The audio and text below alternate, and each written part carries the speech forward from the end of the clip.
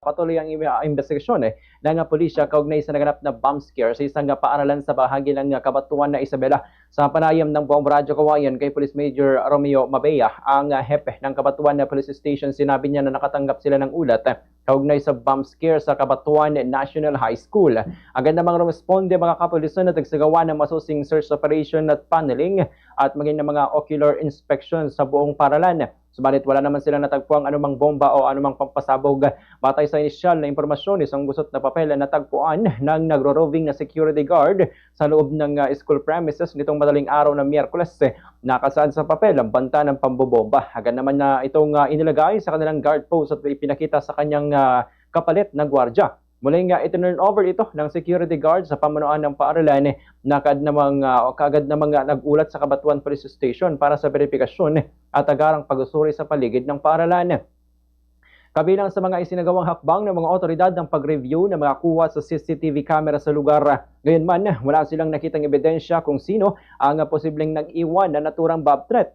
Base sa sulat, mga makakaliwang grupo mano ang pinagmulan ng bomb threat at may kasama sila sa loob ng paaralan. Kaya naman isa ito sa kanilang masusing iniimbestigahan at biniberipika. Ayon pa kay Police Major Mabea, itinuturing nila itong seryosong usapin na hindi maaring ipagsawalang bahala. Tiniyak niya na magpapatuloy ang investigasyon hanggang sa matukoy at managot ang nasa likod ng pagbabanta.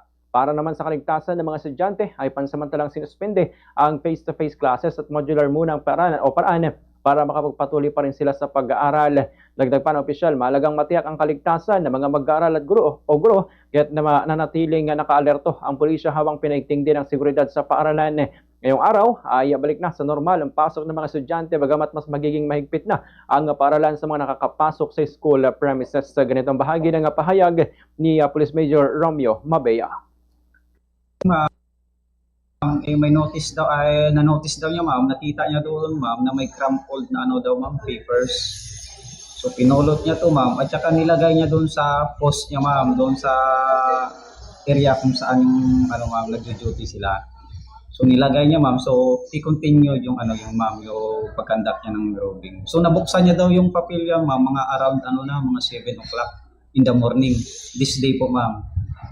So binasa niyo ma'am, yun may nakalagay na doon ma'am yung regarding sa bomb scare po ma'am. May nakalagay na doon sulat kamay sa sa papel na yun po ma'am.